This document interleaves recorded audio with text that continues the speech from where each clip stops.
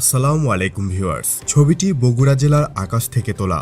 अस्सलाम वालेकुम वीवर, बहुत ही ज्यादा इम्पोर्टेंट वीडियो है बांग्लादेश की एयरफोर्स के रिलेटेड। बांग्लादेश ने खुद का मेड किया हुआ BB-T2 जो है एक एयरक्राफ्ट को मेड किया है जो हमला करने की, अटैक करने की सलाहियत रखता है। क्या है रिपोर्ट इस एयरक्राफ्ट के रिलेटेड, फुल नॉलेज आपको मिलने वाला है। अभी तक चैनल को सब्सक्राइब नहीं किया हुआ, जल्दी से हमारे चैनल को सब्सक्राइब कर लीजिएगा। Without wasting the time video को स्टार्ट करते हैं।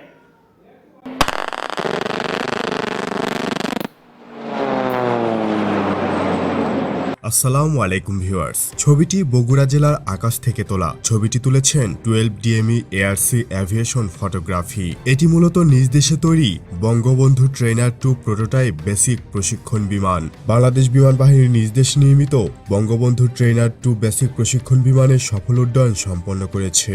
এই দ্বিতীয় প্রোটোটাইপ ভার্সনে ডিজাইনের ক্ষেত্রে অনেক পরিবর্তন আনা হয়েছে। পূর্বের ডিজাইন বেশিরভাগ মানুষের কাছেই অপছন্দনীয় ছিল, তবে বুঝতে হবে সেটা ছিল একেবারে প্রাথমিক। কিন্তু বর্তমান ভার্সনের ডিজাইনের অভাবনীয় পরিবর্তন আনা হয়েছে, যা প্রশংসার যোগ্য দাবিদার। তো চলুন জেনে নেওয়া যাক বিমানটি সম্পর্কে বিস্তারিত তথ্যসমূহ।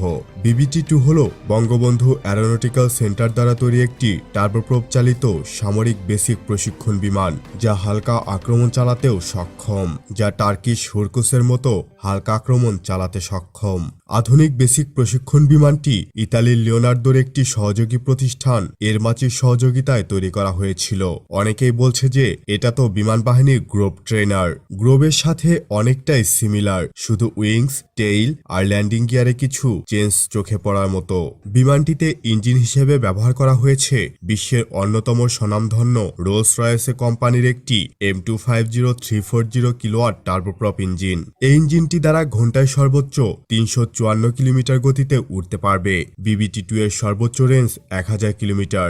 এই বিমানটি সর্বোচ্চ 6500 মিটার উচ্চতায় উঠতে সক্ষম।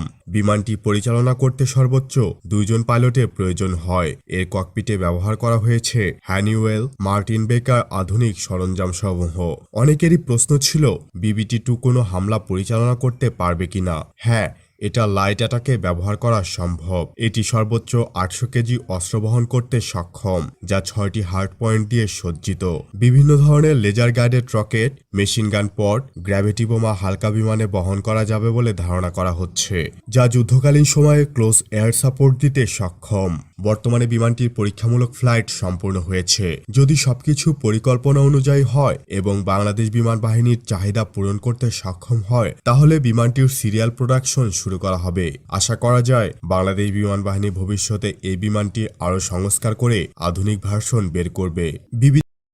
तो वीवर, ये है बांग्लादेश का खुद का मेड किया हुआ एयरक्राफ्ट, और अब बांग्लादेश को फाइटर जेट को भी मेड करके दुनिया को हैरान करना है। जिस तरह से एयरक्राफ्ट को मेड किया BB-T2, बहुत ही जबरदस्त किस्म की बांग्लादेश की खुद का मेड किया हुआ एयरक्राफ्ट है, और इससे भी एडवांस लेवल का बांग्लादेश को फाइटर जेट को भी मेड करना चाहिए। इंशाल्लाह बांग्लादेश ऐसा करेगा। चाइना और पाकिस्तान बांग्लादेश की हेल्प कर सकते हैं फाइटर जेट को मेड करने के लिए।